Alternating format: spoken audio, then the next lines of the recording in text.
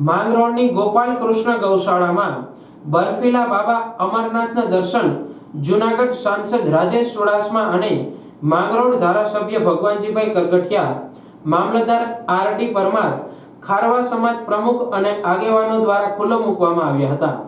પ્રથમ મહાનુભાવોના હસ્તે દીપ પ્રાગટ્ય કરી સન્માન કરી દર્શન ખુલ્લા મૂકવામાં આવતા લોકોની સાથે બરફમાં ચાલી सांसद અને ધારાસભ્યએ ભગવાન અમરનાથના દર્શન કરી ફૂલ અને બીલીપત્ર ચડાવી ધન્યતા અનુભવી હતી।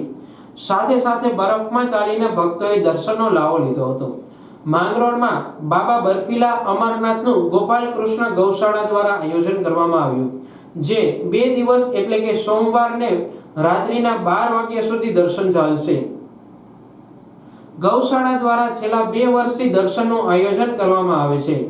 આ બર્ફીલા બાબાના પંડાલમાં 1100 જેટલી બરફની લાદી મૂકવામાં આવી છે અને 151 ફૂટ જેટલો બરફનો ચાલવા માટેનો લાંબો રસ્તો બનાવવામાં આવ્યો હતો, જેનો માંગરોળ વિસ્તારની ધર્મપ્રેમી જનતાએ મોટી સંખ્યામાં લાભ લેવા લાઈનો લગાવી હતી।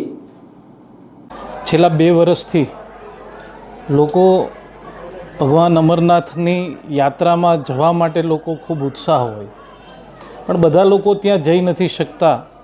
એ હેતુથી અહીંયા બાબા બર્ફાનીના અમરનાથના દર્શન થાય એ હેતુથી આપણી ગૌશાળા દ્વારા, ગોપાલ કૃષ્ણ ગૌશાળા દ્વારા 2 વર્ષથી બાબા બર્ફાનીના દર્શન, અમરનાથના દર્શન અહીંયા માંગરોળ મુકામે થાય એનું આયોજન કરવામાં આવ્યું છે।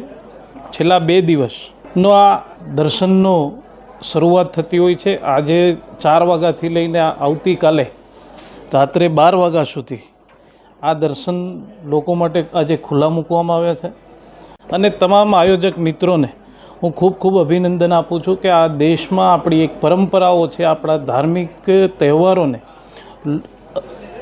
અત્યારના યુવાનોને સાથે જોડી અને આ ધાર્મિક પ્રવૃત્તિમાં આ ગોપાલ કૃષ્ણ ગૌશાળાનો મુખ્ય ભાગ રહ્યો છે, ત્યારે હું એમને ખૂબ ખૂબ અભિનંદન આપું છું।